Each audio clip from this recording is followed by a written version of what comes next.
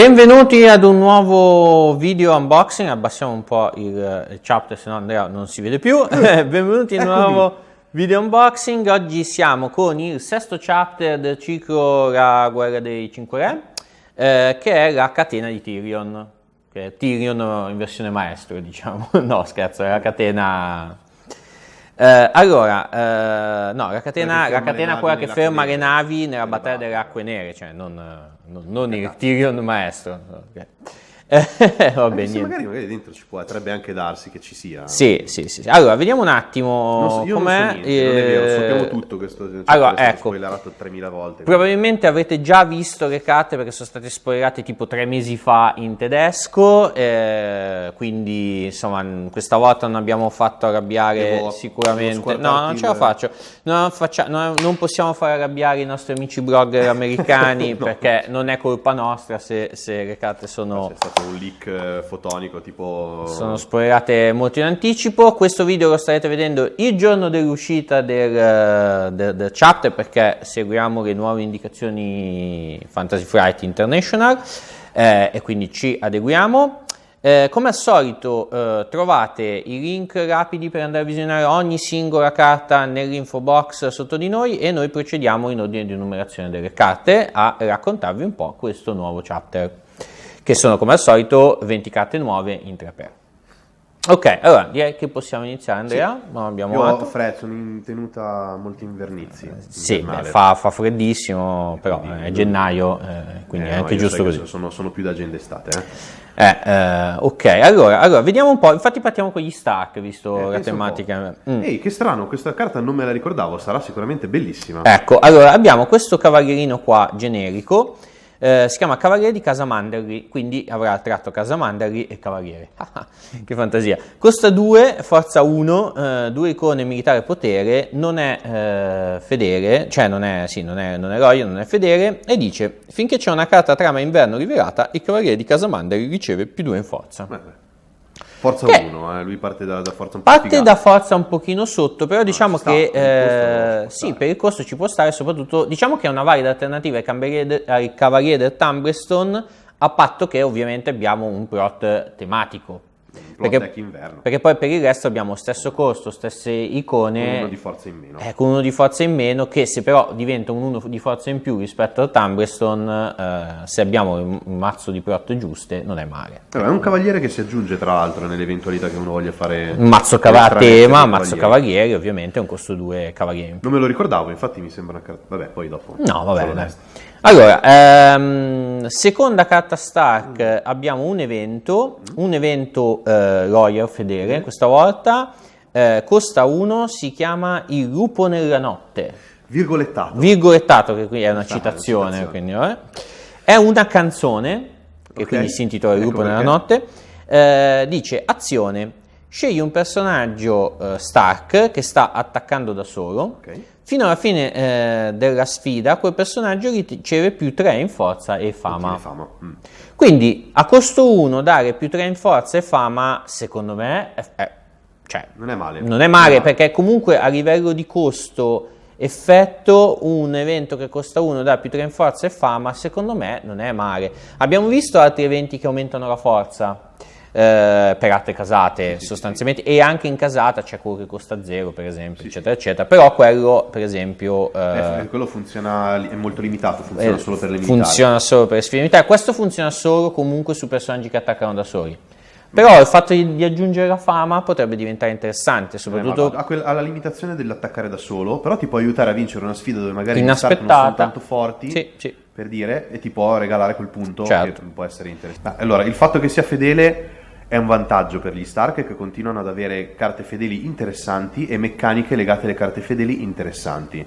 Quindi questa carta potrebbe essere scontata tranquillamente e per l'effetto che ha pagarla 0 o anche 1, in realtà secondo me ci sta benissimo. Sì, tra l'altro è una di quelle carte che non aveva bisogno della fedeltà come limitazione, perché in realtà è già limitata nel testo solo ai personaggi Stark, quindi in realtà questa fedeltà serve proprio in realtà per scontare la carta, cioè nel senso è più vista secondo me in quell'ottica. Bellina come canzone, cioè un'aggiunta agli eventi Stark che non stavano giocando pochissimi, alla fine io ho visto giocare quasi solo Dono di Aria e poco altro. Poco altro, sì.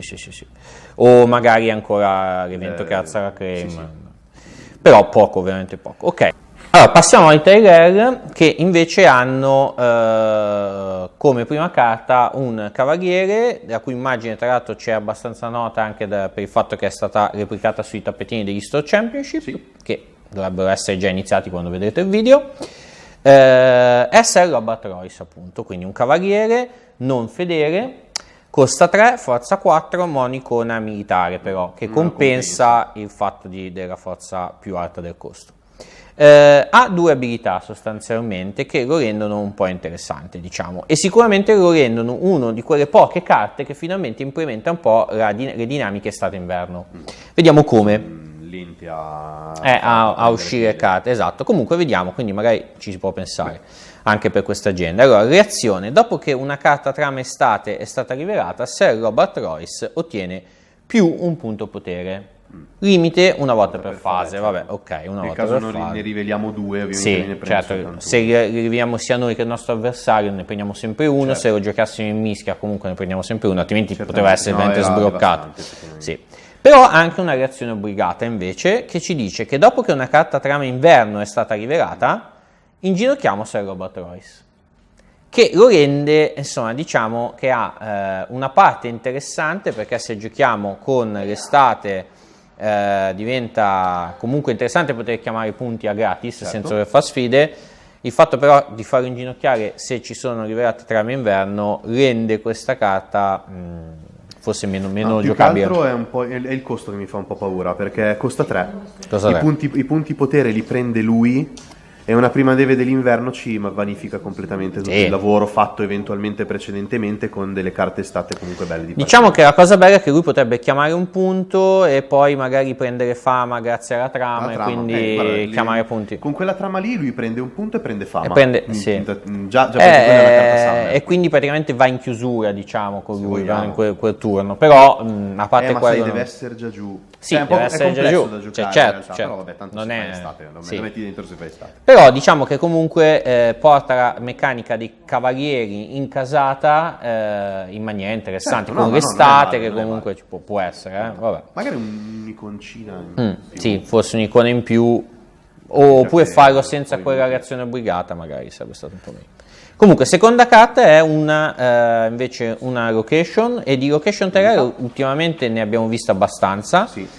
Allora, location unica, costo 2, padiglione di Renly, fedele, tratto continente occidentale, va bene. È interessante, un'altra carta fedele che si va ad aggiungere, ne avevamo relativamente poche giocabili, e quindi la reazione di Re Renly era meno interessante. Sì. Se fosse giocabile, vediamo che fa. Allora, dice: inginocchia il padiglione di Renly per scegliere 2 personaggi, e fino alla fine della fase uno di quei personaggi riceve -1 in forza e l'altro +1 in forza. Che non è malissimo secondo me, prima di tutto perché sostanzialmente aumenta di 1 la forza dei nostri personaggi, quindi va comunque in combinazione con Rendil sostanzialmente, e poi guarda, Rendil con il padiglione in realtà è un'ottima combo, perché si tratta di visto che magari c'è giù Margery o c'è giù oppure abbiamo già fatto la sfida con un personaggio, è un'azione, lo inginocchiamo, diamo -1 a chi ha già partecipato, quindi ormai ha già fatto quello che doveva fare, e diamo il +1 a Rendil, che può essere usato per rialzarlo. Oppure anche Margery si può prendere il -1 tranquillamente per poi prestare il suo +3 a qualcun altro, cioè non presta la sua forza. Diciamo che è una carta che vista così non è rischiosa, perché puoi usarla tranquillamente. Quando vedi un -1 forza un po', io ci starei molto attento, perché comunque se fossero stati 2 personaggi partecipanti allora poteva essere sicuramente meno interessante. Esatto, cioè la cosa è interessante perché non ti richiede che i 2 personaggi scelti siano partecipanti a una sfida, cioè tu lo puoi fare in qualsiasi momento durante, tra l'altro in qualsiasi momento al di là delle sfide, ma comunque ovviamente probabilmente verrà usata in sfide, ma puoi farlo proprio in qualsiasi momento su qualsiasi personaggio, che partecipi o non partecipi, e questo secondo me è interessante. Questo è molto interessante. Cioè anche su Cavaliere dei Fiori comunque mandarlo a forza 6 lui e magari difensore che era magari più forte a forza ribassata ti fa vincere una sfida con lui da solo in maniera più facile. Comunque ha tante sinergie in casata questa carta. Il costo è relativamente basso, secondo me è una buona carta che può trovare spazio. Ma fermi tutti, ma l'ho letta malissimo. Vedi che sono il personaggio che legge le carte solo una parte e poi non le legge più? Non sono mica che controlli, no, è una grande carta. Non sono che controlli, no, certo, no, il meno 1 ovviamente lo dai all'avversario. Caspita, sì, io no, il meno 1 lo dai all'avversario. No. Pure che controlli era bella. Sì, no, ma il meno 1 ovviamente meno 1 lo dai all'avversario e più 1 lo prendi per i tuoi, bella, ovviamente. Due personaggi qualsiasi. Sì, no, Andrea, due personaggi qualsiasi. Infatti secondo me non è male. Bella, cioè, molto bella. Sì. Allora, passiamo ai Nightwatch, che hanno ricevuto tante carte belle ultimamente, quindi speriamo ne ricevano di brutte. No, vabbè. Non è vero. Dai. Ma comunque tanto non è vero, perché Corin è fortissimo. Allora abbiamo Quarin, che comunque anche lui è un ritorno, infatti è una carta che Corin comunque era del campione, no? Infatti come vediamo, carta del campione di Benton. Jonathan Benton, campione di Mischia del 2009. Ok, torna, vediamo come è stata reimplementata in questa nuova edizione. Ha un costo 6, forza 5, militare potere, certo. Non fedele. Ranger, ovviamente, come tratto, aggiunte vietate, eccetto arma, ma è standard. È standard per i Guardiani della Notte. Fama, ecco, che questa non è cosa. Affatto standard per i Guardiani. No, che non è standard, e questa fama diventa interessante. Allora, reazione. Dopo che hai vinto una sfida militare a cui Quarin il Monco sta partecipando, scegli e uccidi un personaggio non unico con forza inferiore alla sua, controllato dall'avversario sconfitto. Ok, di fatto è un non unico a forza 4 o meno, sempre se tu non abbia pompato la forza di Corin. Cosa possibile, perché non dice forza stampata, e quindi un'arma, una spadina, un inginocchiamento di Alder, ma anche solo, forza, ragazzi, anche solo la barriera, ricordiamo, anche solo la barriera lo porta a forza 6, e quindi già i forza 5 vengono uccisi allegramente da lui. Ecco, l'unica cosa... Allora, è stato cambiato con non unico o era già non unico? No, era non unico anche nella precedente edizione. La cosa interessante, diciamo, è che in questa nuova edizione il fatto di uccidere un non unico è meno forte che nella precedente, certo. Perché nella precedente edizione i personaggi grossi erano quasi tutti non unici, mentre in questa nuova edizione i personaggi grossi sono quasi sempre unici. Come abbiamo imparato, e quindi comunque la sua abilità, che è fortissima comunque, perché certo. Tutte le abilità comunque di Kill diretto in questa nuova edizione sono per conto comunque più forti che nella precedente, quindi diciamo che queste due cose si compensano in qualche modo tra di loro. Costo 6, forza 5, onestissimo, non è fedele, quindi con fama potrebbe anche entrare in altri mazzi, e questo mi fa un po' paura. Non lo so, a me sembra veramente bello, una bellissima carta. No, è ottimo, è veramente ottimo. Ricordiamoci che poi comunque vince, qua, visto che le reazioni avvengono in maniera differente rispetto alla prima edizione, ricordiamoci anche che lui uccide prima della sottomissione. Lui uccide prima della sottomissione. Puoi togliere il personaggio non unico poco interessante per comunque scremare i personaggi che poi devono morire per la sottomissione. Certo. Quindi comunque no, ma è un gran personaggio. Comunque poi fama è una keyword che gli mancava. Quindi un punto in più, casata, sicuramente. Fa tanta roba. Penso che lo vedremo stragiocato. Sì. Seconda carta Nightwatch, abbiamo una location. Io dico, non saranno tante queste cacchie di location Nightwatch? Non saranno troppe location. Tante, no, vediamo però, attenzione, perché magari è una merda. Questa in realtà praticamente allora, il riassunto di questa carta potrebbe essere: non vedi il tuo simpatico Ranger preferito, che è? Che? Non so, Corin? Non so. Come Corin? Benjen. Beh, non lo vedi? Non c'è problema, c'hai la location che fa la stessa cosa di Benjen, ovvero costa 2, non è fedele, è unica. Pugno dei primi uomini, Traitor Nord, dice: finché il tuo valore di mano è superiore a quello dell'avversario, quindi c'è una limitazione della sua attivazione, ogni personaggio Ranger che controlliamo riceve +1 in forza intanto, quindi è già meglio cioè nel senso ha un effetto ulteriore a quello di Benjen, ma in più fa l'effetto di Benjen, ovvero i tuoi personaggi Ranger non possono essere oltrepassati dalla furtività, quindi prendono +1 in forza e non possono essere oltrepassati dalla furtività. Beh. So, così schifo non fa. No, la limitazione del valore di mano potrebbe essere... Vabbè, non lo giochi non lo giochi nell'inverno. Ragazzi, i valori di mano però la verità è che comunque adesso c'è una bellissima deck analisi Nightwatch che potete andare a vedere nel canale, in cui comunque si vede che per esempio anche carte che aumentano il valore di mano in casata ce ne sono e sono giocate, quindi comunque volendo, cioè nel senso non vedo il problema.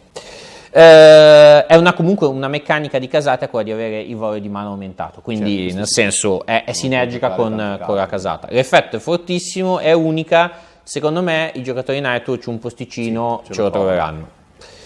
Ok, andiamo avanti, finiti i Nightwatch che comunque abbiamo visto essere stati ancora una volta rafforzati con altre 2 carte non male, diciamo. Direi di no.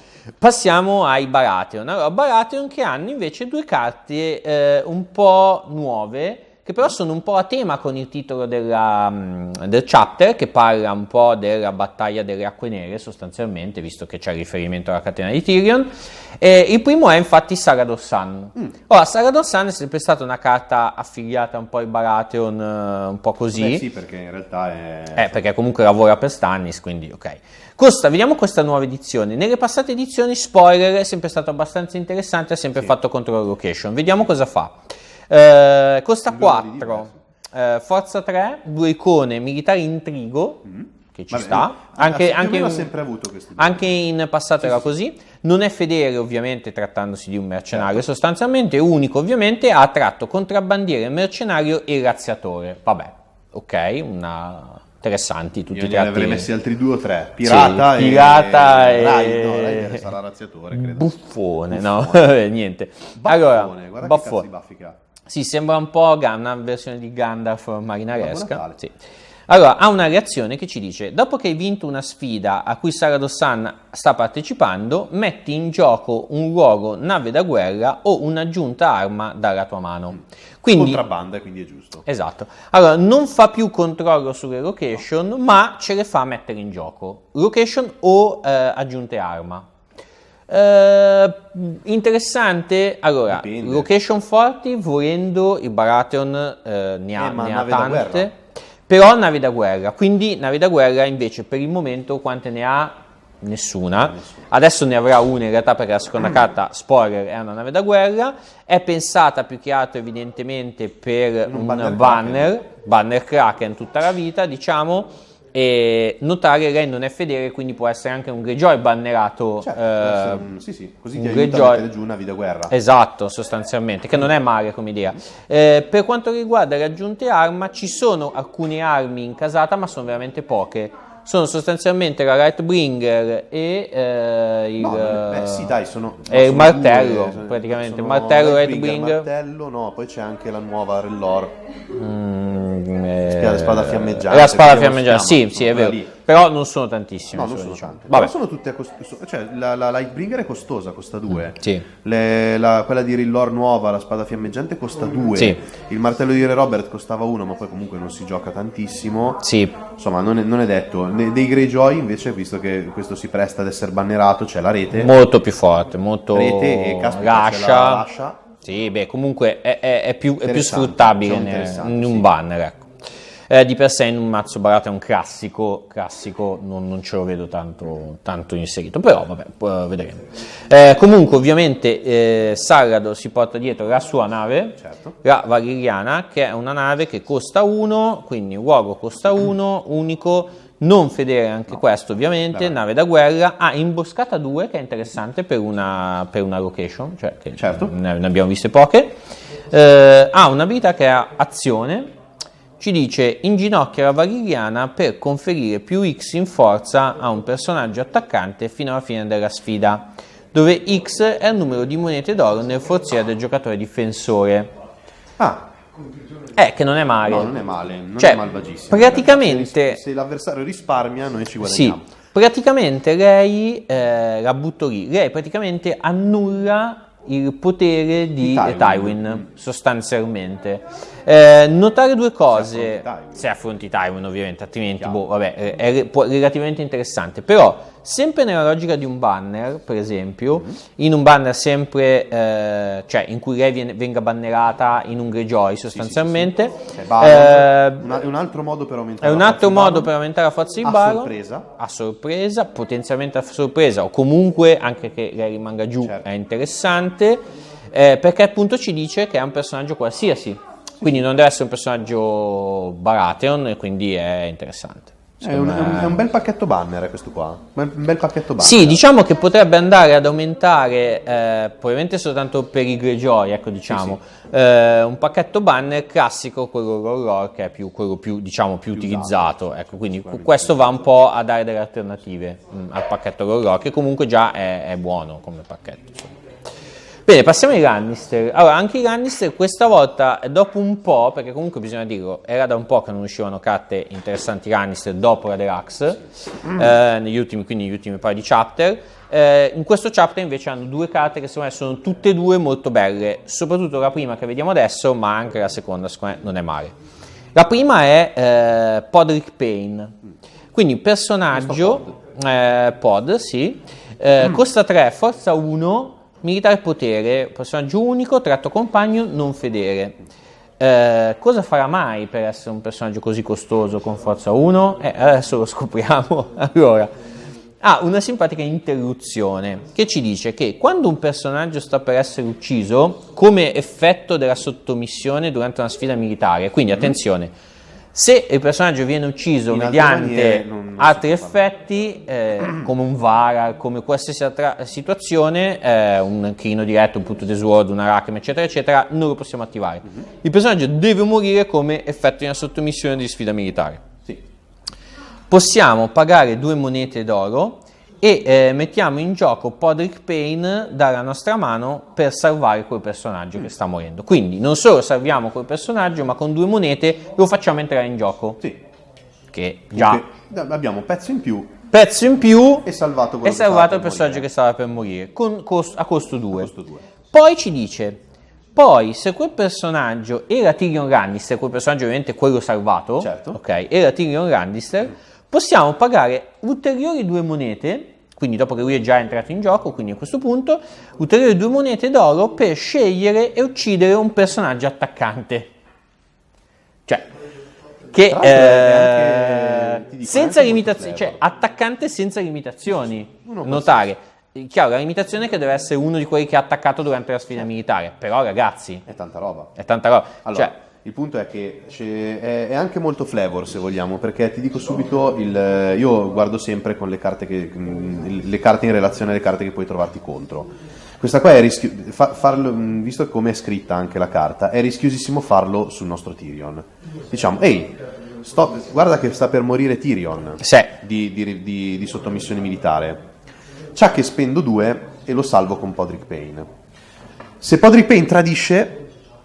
Vabbè, allora, diciamo però, Andrea, che è rischioso prima di tutto solo se ti trovi davanti un Lannister. No, capisco, però dico è flavor, perché lui ti dice, guarda, vorrei salvarlo con Podrick, no, Podrick l'ho pagato io. Vero. Sono problemi. Chiaro, se dall'altra parte trovi un Lannister che ti fa tradimento, è pesantissimo, perché sull'effetto perdi il personaggio forte, chiaro, e non hai neanche la possibilità di poi pagare le altre 2 monete, chiaro, perché hai annullato tutto l'effetto intero. Però diciamo che adesso se ti trovi davanti un giocatore con Tyrion in gioco e 4 monete d'oro impure, e tu gli devi fare una sfida militare con un personaggio forte, importante, tipo Baron, non so, un personaggio forte della tua casata, ecco, magari lo guardi e cerchi di capire come potrebbe andare la situazione. A meno che tu non abbia 2 monete d'oro, in quel caso.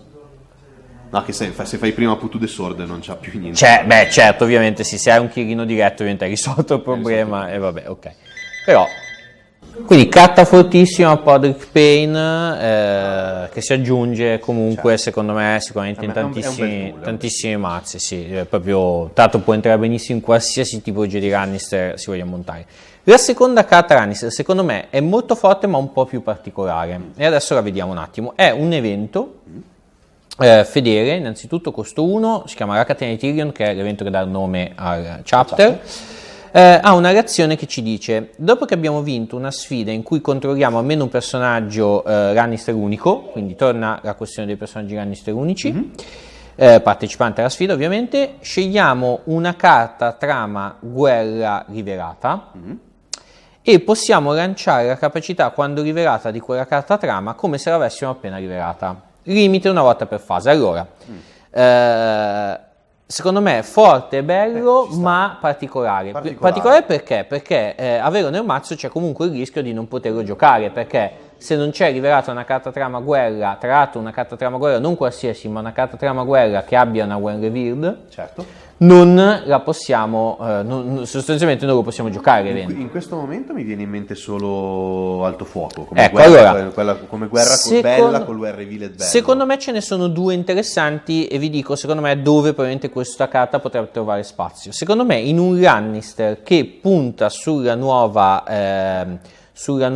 Cersei, sì, questa carta può trovare spazio. Perché? Perché le trame guerra con un when revealed interessante a questo momento ci sono due. Una, quella che hai citato tu, che è Alto Fuoco, che comunque può essere sempre interessante fare un Alto Fuoco in fase sfide, sì, sostanzialmente. Sì. Più che altro il fatto è che comunque deve essere rivelata, no? Sì, deve essere già rivelata sul tavolo. Quindi magari hai già lanciato Alto Fuoco per ripulire il board, il tuo avversario magari comunque è riuscito a mettere giù un po' di personaggi, vinci un intrigo, una sfida magari non militare a questo punto, e poi spazi.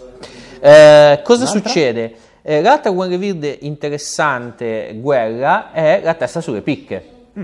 Testa sulle picche che con ovviamente dare meglio di sé con la Cersei nuova, che se ti va bene ti fa chiamare 3 punti, ricordiamo, 1 punto sulla Cersei, 2 punti sulla carta casa se becchi un personaggio in mano all'avversario. Ovviamente potenzia l'effetto di Cersei, direi. Diciamo che la rifacciamo. Caspita. È un'altra lotteria, ma siccome vada un punto. Esatto, siccome abbiamo visto tanti mazzi che giocano nuova Cersei giocare doppia testa sulle picche nel proto deck, sì. Hai anche tante opportunità, magari con 2 teste sulle picche, una wildfire nel mazzo, hai già diverse opportunità di triggerare questo evento in maniera intelligente. Sì. Soprattutto poter fare altri 3 punti ulteriori di testa sulle picche, secondo me con questo evento qua rischi di fare veramente un rush profondo. Nello stesso turno fare 6 punti di testa sulle picche credo che sia praticamente devastante, non so se è un limite Cersei, ma mi sembra di no. Il Cersei ha un limite 3 volte per fase, però, quindi, sì, non c'è nessun problema praticamente, quindi va bene, fortissimo. È molto particolare. È particolare, non è come Podrick, quindi non entrerà sicuramente in tutti i Lannister, ma lo possono usare sicuramente. Però, esatto, secondo me in alcuni Lannister può diventare veramente forte. Passiamo a Greyjoy, velocemente. Allora, qui abbiamo questo personaggio inquietante, disegnato con questa faccia triste, inquietante, mi ricorda veramente... allora, innanzitutto chi è? È Esgred. La moglie del carpentiere di Pike. Ok, moglie del carpentiere di Pike, perché stavolta ci siamo preparati. Perché la allora è la versione è Asha, in versione non mi faccio riconoscere, di quando arriva Theon. Esatto. Diciamo che lo prende volgarmente per il culo, facendo credere di essere una qualsiasi donna di ferro. Allora, vediamo infatti, adesso lo scopriamo in realtà subito dal testo, tra l'altro questa cosa c'è un po' uno spoiler nel testo, perché è un costo 5, forza 2, tripla icona, vabbè. Ha un vantaggio notevole, sì. Dopo vediamo. Non è fedele, uomo di ferro come tratto, ha furtività innanzitutto, quindi tripla iconata con furtività, forza un po' bassa, tanta però roba. Ci dice se controlliamo Asha Greyjoy la dobbiamo sacrificare, quindi sacrifichiamo lei e non Asha. E la nostra Asha in più però ottiene un punto, quindi al limite se abbiamo in gioco e abbiamo nel mazzo anche Asha possiamo mettere in gioco Asha, sacrificare lei e comunque è utile perché dà un punto ad Asha. In più Esgred non può, può oltrepassare un personaggio supplementare usando furtività, quindi lei praticamente fa doppia furtività. Beh, è con bello. Triplicone è tanta roba, Il fatto che sia forza 2 costo 5 ti potrebbe spaventare un po', ma guarda che è tantissima roba. Costo 2 forza 5 un po' mi fa paura. Bypassa però 2 personaggi, è tanto in realtà. Sì. E secondo me è ottima Vabbè che può andare bene secondo me in qualsiasi mazzo Greyjoy che punta comunque alle Unopposed. Certo, entra in qualsiasi... passare due personaggi. Chiaro, cavolo. Soprattutto anche per il guado, la possibilità di avere 3 icone. Sì, è utile anche in ottica guado, sì, in Greyjoy guado. È una bella carta. Il Forza 2 a me fa tanta paura per via delle daghe e della piazza del supplizio, ma questo è un altro discorso. Quindi, però comunque l'abilità ci sta. Cioè, è ottima. Poi comunque muore, nel caso morisse Esgred, sì, è morta Esgred. Non è morta Asha, quindi possiamo giocarla comunque in più, diciamo. Non dobbiamo sostituire ad Asha, perché poi l'abilità di comunque fargli passare un punto... Solo per non averle entrambe in campo che sarebbe anacronistico. Esatto, sì. Ok, allora, la seconda carta Greyjoy è, guarda un po', una nave da guerra, vabbè, a sorpresa diciamo, una nave unica e una nave particolarmente forte a mio avviso. Allora, costa 1 innanzitutto, si chiama Strega del Mare questa nave, non unica. È la nave di Asha, non vorrei sbagliarmi, ma... Anche secondo me mi sembra proprio la nave di Asha, ha una azione, ci dice, sacrifica la Strega del Mare per scegliere un luogo non limitato e prendere il controllo di quel luogo fino alla fine della fase. Vuol dire, possiamo prendere, ragazzi, potente, possiamo rubare la barriera, possiamo rubare Winterfell, la buttiamo lì, Grande Inverno, possiamo rubare Arrenal. Intendo l'Arena degli Stark, volendo anche l'arena dei Lannister per bloccargli le sue combinazioni e sinergie, ma prendere l'arena degli Stark mi sembra veramente forte dopo che l'ha giocata e non l'ha attivata. Cioè, nel senso, uno Stark che magari parte lui nel turno, ti dice metto giù Arrenal, schiera tu, e tu gli dici schiero la Strega del Mare, lo prendo io. Cioè, quantomeno, è vero che poi gli ritorna, Sì. Però... ancora più bello è forse se lui non l'ha utilizzato da turno prima, c'era già in gioco l'Arena, glielo rubi e poi gli dici schiera tu. Ancora peggio. La barriera fa tempo a tornare per far punti. Come fugarlo. Adesso bisognerebbe vedere se... alla fine della fase. Sì, bisogna vedere se è una... Però bisogna vedere soprattutto se è una reazione alla fine della fase o se è un'interruzione alla fine della fase. Cambia come al solito. Comunque ragazzi funziona, non mi ricordo esattamente com'è adesso Winterfell, poi ve lo diciamo, ma funziona esattamente come le questioni che ci sono relative a questo discorso su per esempio Red Keep, quindi basta che guardate lì, funziona esattamente alla stessa maniera, ok? Quindi non è complicato in realtà. Va bene. Solo che non mi ricordo com'è scritta. Nemmeno io, in questo momento nemmeno io, però è semplice da capire in realtà. C'è un common mistake apposito dove è spiegato tutto. Questa ci entra di sicuro, vedrai. Sì, probabilmente ce lo richiederanno, va bene. Andiamo avanti, passiamo ai Targaryen, Andrea. Allora, ci sono 2 carte Targaryen. Allora, la prima secondo me... Mi piacerebbe avere qualcosina di interessante. Secondo me la prima è bella, cioè a me piace proprio. Poi dimmi tu, No, è bella. Allora, lasci a me l'onere, l'onore. Spiegacela. Con Kite secondo me è un onore in realtà. Vai. Allora, Kite delle Ombre, personaggio unico, a costo 2, con militare e intrigo, e a forza 2. E quindi già è onestissimo. Normalissimo costo, non fedele, col tratto compagno che è influente molto relativamente, ha imboscata 3. Quindi diciamo che se viene giù con imboscata ci costerà 1 in più. Attenzione, il compagno quindi è frittellabile. No, frittellante. È anche frittellabile. È frittelloso. Vabbè. Una reazione: dopo che Kite delle Ombre è entrata in gioco durante una sfida, rimuovi ogni personaggio con forza pari o inferiore 2 dalla sfida. È interessante, si lega alla capacità Targaryen di diminuire la forza. Solo quella di Daenerys, direi. Si somma quella di Daenerys, così anche i Forza 3 sono coinvolti. È bella, e tra l'altro soltanto con 1 oro in più, di fatto è un'imboscata 3, se vuoi il suo effetto la paghi 1 oro in più. E tra l'altro attenzione perché non rimuove, è una delle poche carte che non rimuove un singolo personaggio, ma può rimuovere tutti quelli che sono a forza 2 o meno, che è tanto, perché è tanto. Cioè secondo me è proprio tanto. Oltretutto se abbiamo una Daenerys in piedi rischia di fare veramente una rimozione di quelle globali di massa che non finisce più. No, assolutamente, è una carta ottima. Può servire. La vedo, potrebbe essere una combinazione buona con forse con visione del drago.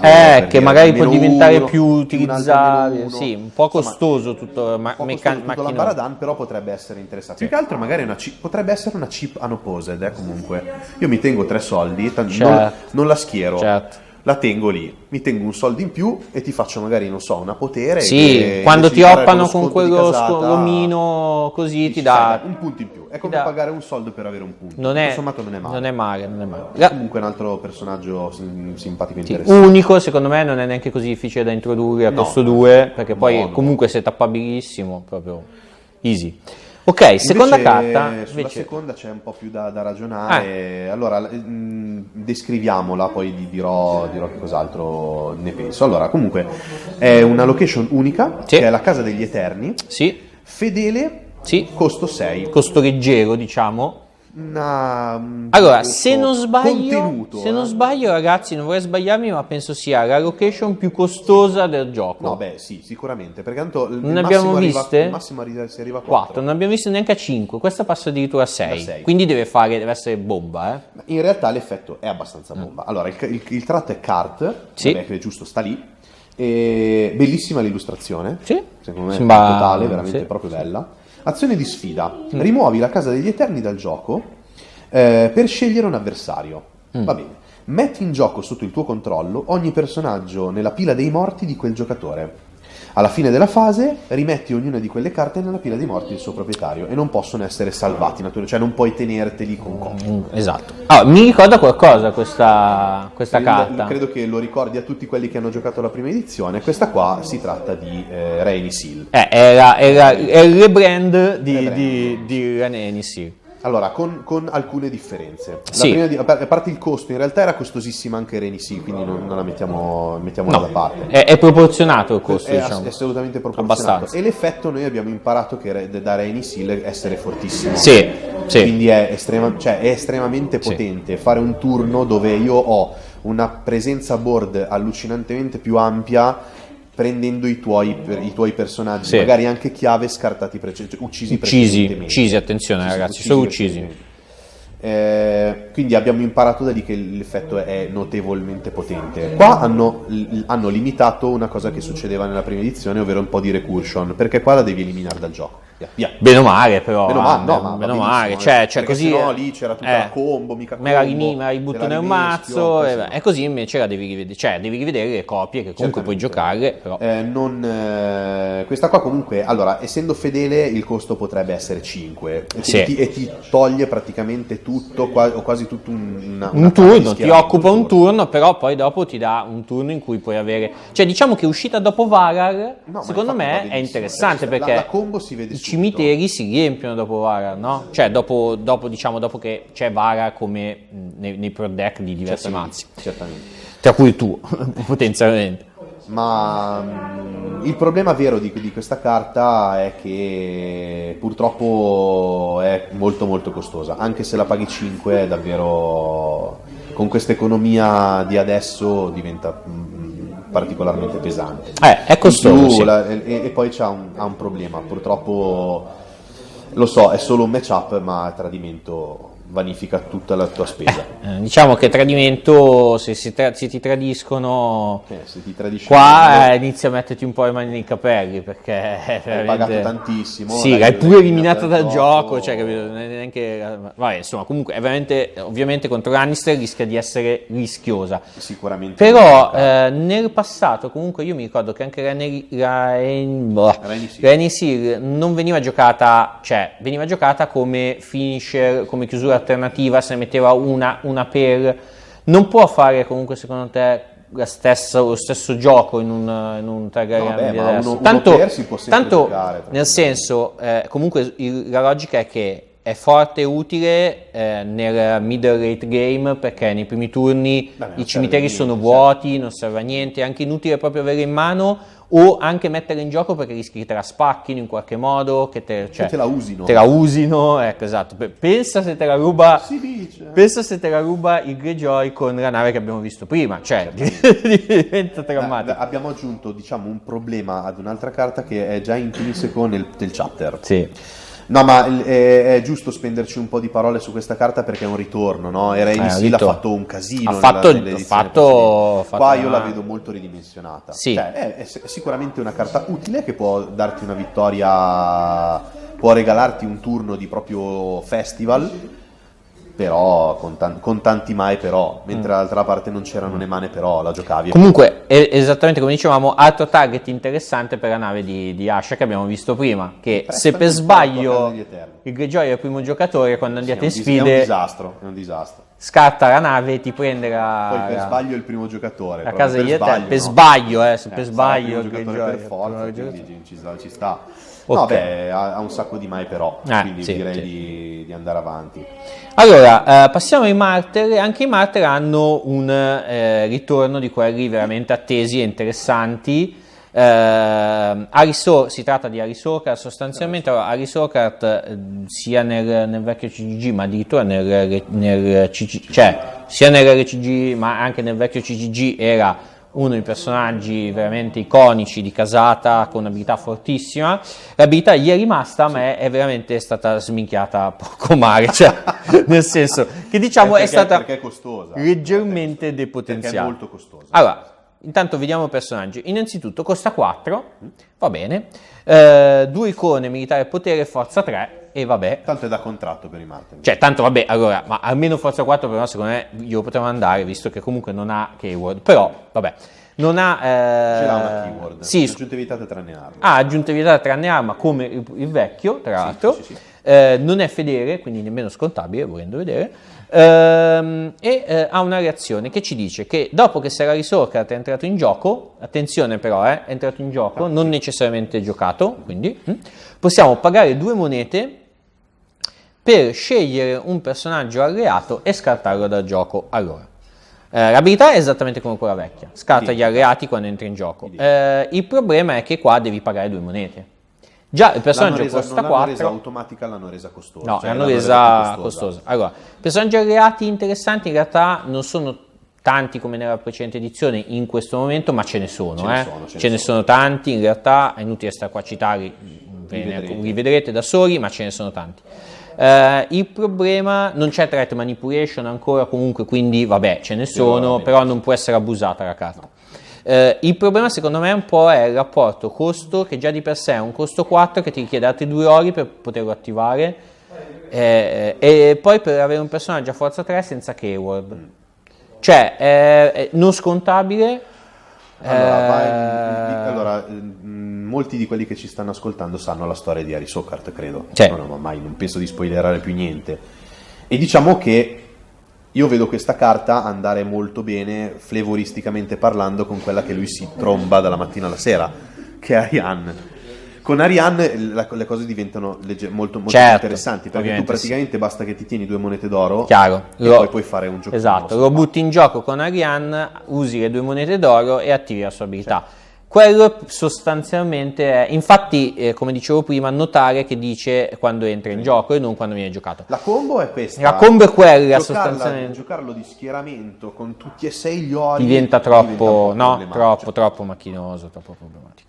Diventa un po' l'hanno resa costosa perché credo che tutto ciò che rimuove adesso debba essere costoso per 1000 motivi. Vabbè, sì, questo particolarmente secondo me, però vabbè. Ok, vediamo la seconda carta Martyr, anche qui è un luogo, è un luogo unico che costa 3, è il sangue verde che è il fiume lì che passa per Dorn, infatti ha attratto Dorn, non è fedele e ti dice che ogni personaggio Martyr che controlliamo prende +1 in forza per ogni carta trama estate rivelata. Allora, onestamente Andrea, secondo me è troppo costoso per l'effetto che ha.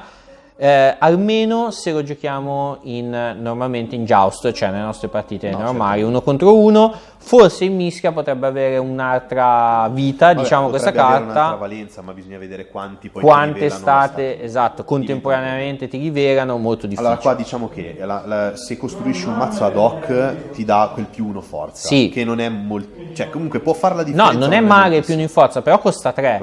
Cioè costa 3 per avere forse un +1 in forza quando ci sono carte come ad hoc. Sì, con un mazzo come quando ci sono, ragazzi, carte come Winterfell, cioè la butto lì, che costa 1 in più, ma è fedele, quindi anche scontabile volendo, o barriera, che barriera vabbè non è scontabile, però vabbè, e però fanno anche effetti ulteriori, cioè caspita, e quel più 1 te lo danno fisso, qui te lo dà forse e costa solo 1 in meno? No dai, non... Poi tra l'altro nella migliore delle ipotesi puoi avere 2. No, ma infatti non ha, cioè secondo me ci sono location molto più belle, come per esempio quella che abbiamo visto nel chapter precedente dei Martyr. No, neanche secondo me. Passiamo alle carte neutrali. Allora, carte neutrali abbiamo un profugo del nord. Qui tornano praticamente i rifugiati sostanzialmente. Allora, è un profugo, un faccia da profugo col cavallino in tutto innevato. Costa 2, forza 1, intrigo potere. Secondo me la cosa interessante è soltanto lo spread di icone diverso, cioè intrigo e potere, vabbè. Alleato bruto, vabbè. Ti dice che finché c'è una carta trama inverno rivelata, riduci di 1 il costo di schieramento di questa carta, sostanzialmente. Del profugo no. Cioè, boh. Fosse stato un costo 2, forza 2, con 2 icone, che poteva eventualmente essere scontato, potevo capire. Ma un costo 2, forza 1, con 2 icone, che forse lo sconti, è una carta, secondo me, che va bene. Vedremo quando faremo i mazzi bruti. Mi sa che abbiamo il rip. Sì.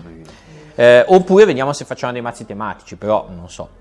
Passiamo, seconda carta neutrale è un evento, invece secondo me questo evento molto interessante. Costa 0 innanzitutto, è un evento che ci dice, che ha una reazione, ci dice dopo che abbiamo vinto una sfida di 5 più di forza, quindi dobbiamo vincere con immagine di forza di 5 più, come giocatori attaccanti, però non ci dice che tipo di sfida, quindi una sfida qualsiasi, basta che siamo attaccanti. Certo. Possiamo inginocchiare la nostra carta fazione, e qui era imitazione, sostanzialmente il costo vero della carta è questo, inginocchiare la carta fazione, per poter lanciare una sfida supplementare di quel tipo per questa fase. Cioè, che vuol dire che ci può permettere di fare la seconda sfida che vogliamo fare, non so, una seconda intrigo se abbiamo la 6 nuova in gioco, che ne so, una seconda militare o potere magari con il Greyjoy, o Baratheon che sia, o comunque una seconda militare, cioè nel senso, ragazzi, può essere forte in tanti mazzi dove vincere di 5 più le loro sfide, quelle importanti, non è così difficile.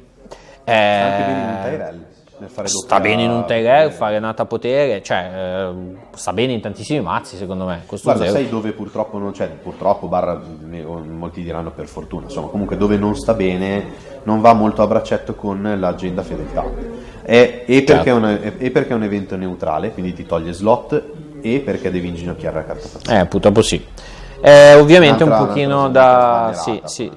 Devi un attimino, ovviamente, l'hanno fatto apposta, ovviamente, per limitarne l'efficacia, perché sennò comunque rimaneva una carta, cioè come evento a costo 0 era veramente forte, ragazzi, cioè se era a costo 0 senza nemmeno quella... Era anche giusto, perché in realtà è più giusto così, costo ridotto, ma limitazione pesante, perché altrimenti vuol dire che lo utilizzeresti 1000 volte, altrimenti l'avremmo visto in troppi mazzi.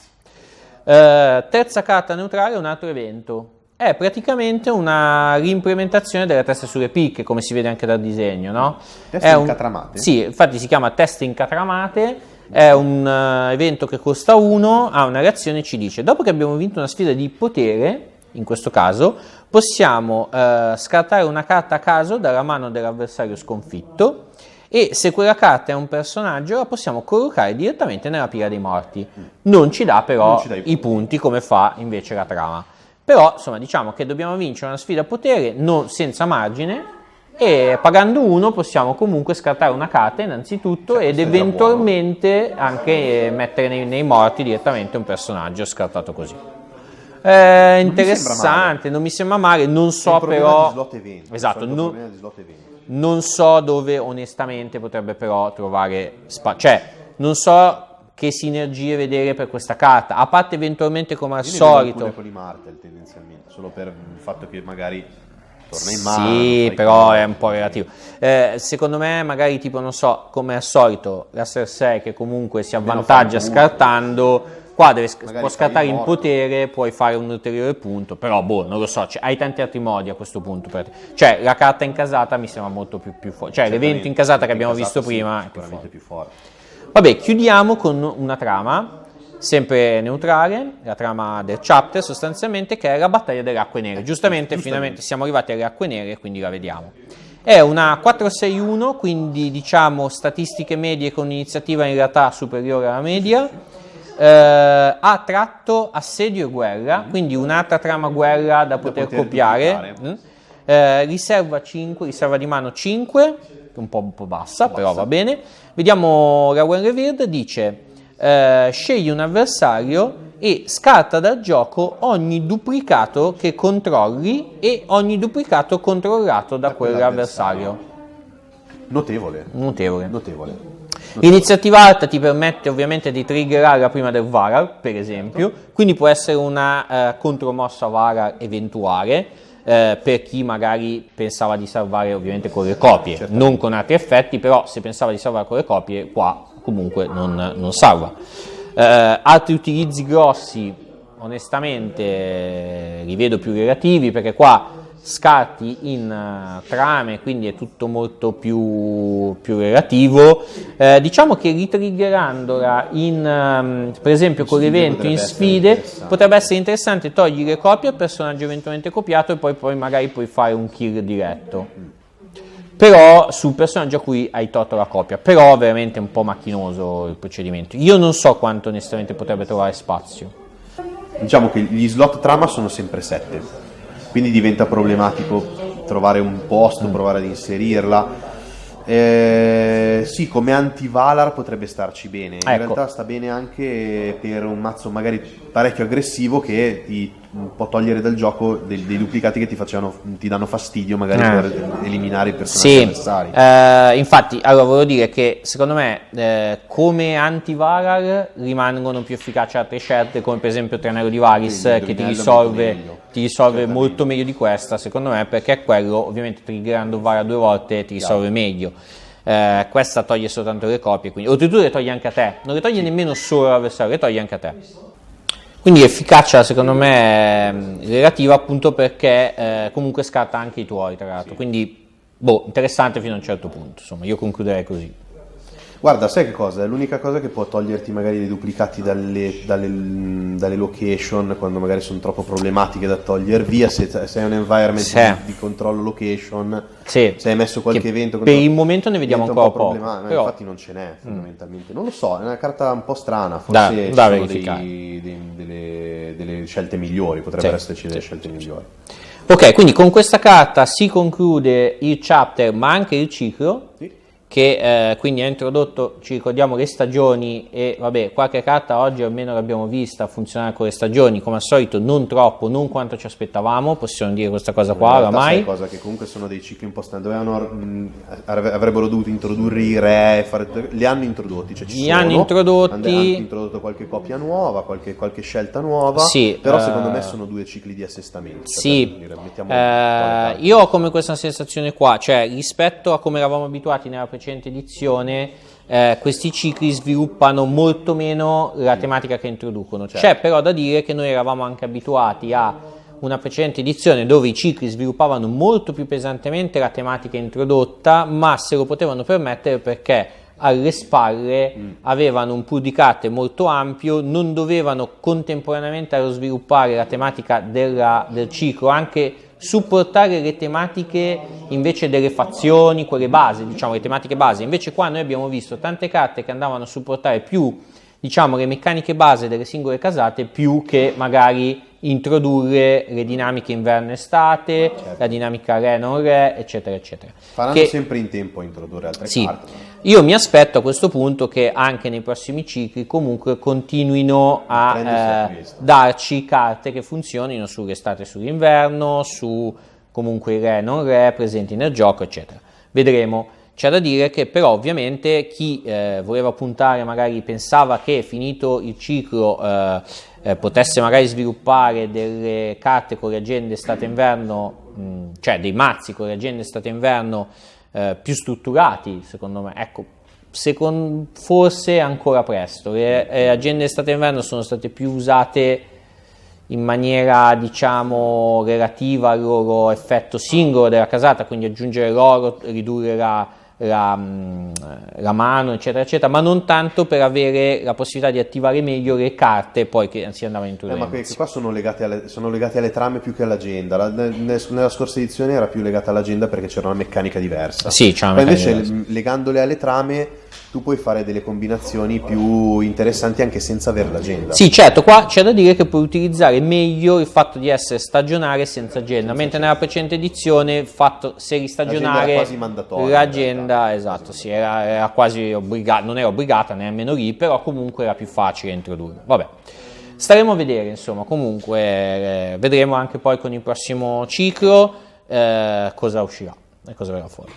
Io direi che quindi per la catena di Tyrion questo unboxing è tutto, non ci resta che salutarli. Ciao ragazzi. Ciao ragazzi, al prossimo video del Conclave. Allora, benvenuti al nostro momento Honest Opinion, il momento sottovoce. Sottovoce il cazzo. Comunque, allora, questa qua è una carta bruttissima. Toglie i duplicati anche a te. Sì, è comodo togliere i duplicati, ma ci sono carte migliori, molto migliori. In trame così non se ne sentiva bisogno. Gli slot eventi sono quelli, non è che puoi dire, vabbè, è proprio kill da potere, dalla mano, ti deve andare un sacco di culo. Non ha senso. Un'altra carta più o meno da quadernone. Carta forte. Peccato che continuano a dare carte che comunque con la fedeltà c'entrano veramente poco, e invece è un'agenda che amo.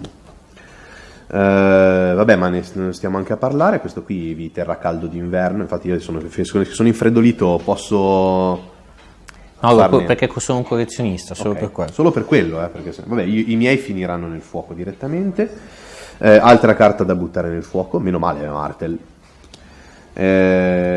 Arisocart...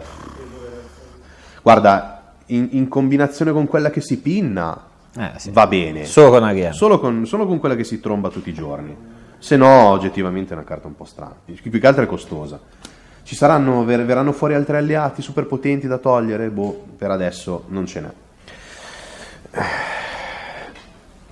Non lo so, sono sincero. Per me è costosissima. Fin tanto che c'è tradimento in giro e fin tanto che i Lannister sono comunque così preponderanti, non la giocherei.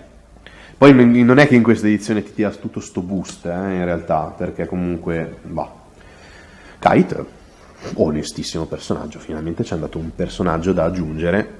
Si può aggiungere monocopia, si va tranquilli, un effetto un po' particolare. Ma davvero ce n'era il bisogno? Cioè, è un po' non vi sembra un pochino fortina, un pochino sopra le righe? È pesantissima sta carta, non che si setappa pure. Cioè, è un'altra di quelle carte un po' troppo facili da usare che mi danno un po' noia.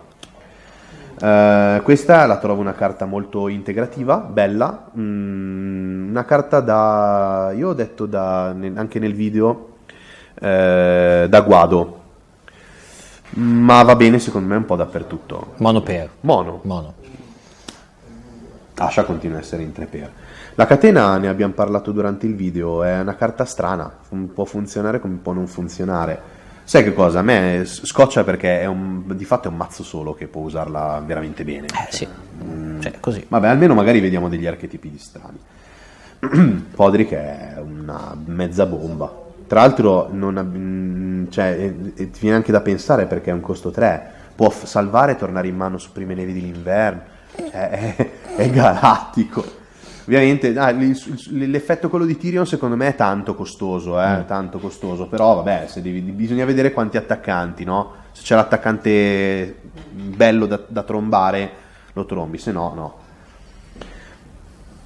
Per il costo che ha.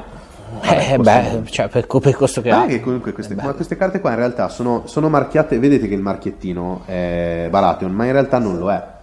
È Greyjoy. È come se fosse Greyjoy. Se volete lo mettete. Lo stesso discorso vale per lui, uguale. Sì, quindi è un errore di stampa, scusate. È per un può banner. capitare un errore di stampa, è un banner Baratheon che sicuramente nei Greyjoy sta bene. Non hai Benjen? You have the solution. Good.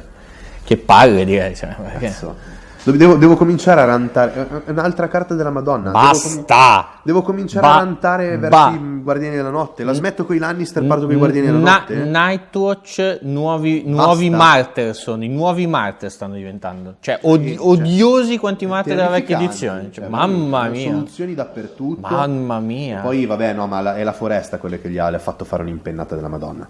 Oh, non l'avevo capita, sono un idiota. Cioè, l'avevo letta malissimo. È forterrima. Cioè, per il costo che ha è una bomba, perché più uno a me meno uno a te, vaffanculo. È geniale. E io l'avevo letta con che controlli ed era forte lo stesso. È bellissima, bellissima. Vabbè, costa 2, magari, vabbè, non mi lamento, comunque costa 2 ottimo. Un'icona in più si poteva darla a sto povero fatica, proprio fatica. Più che altro è che devi fare tutto il mazzo di carte trame estate, devi agendarlo estate. A sto punto lo agendi estate perché è inutile agendarlo in un'altra maniera. Con i cavalieri, con le trame, cavalieri. È roba già vista. Più che altro il potere va sul personaggio, costa 3, cioè è un cesso. È un cesso. Di fatto non mi sembra un personaggio che ti cambia la vita. Un evento onesto per gli Stark, finalmente non gli vedevo più giocare neanche. Gli vedevo giocare tipo solo il dono di aria e basta. Almeno questo può essere un'alternativa a razza Crane. Solo che anche loro power grabber in una maniera. Cioè c'è scritto sopra power grabber, quindi dobbiamo fare per forza lo Star power grabber, se no non serve a un cazzo, è inutile giocarli. Vabbè, questo qui fa cagare. Vabbè. Boh. Cioè, gli slot di costo 2, a meno che sei scarso di slot a costo 2, io direi che. Ma no, perché non normalmente no, esatto. Perché no? Cosa c'ha? Mi sono perso qualcosa? No. C'è un tratto stronzo che non ha il cavaliere del Tumblestone? No, quando faremo il mazzo casata Manderly ne riparleremo. Va bene. In un altro futuro molto. Per adesso facciamo il mazzo Manderly nel quadernone.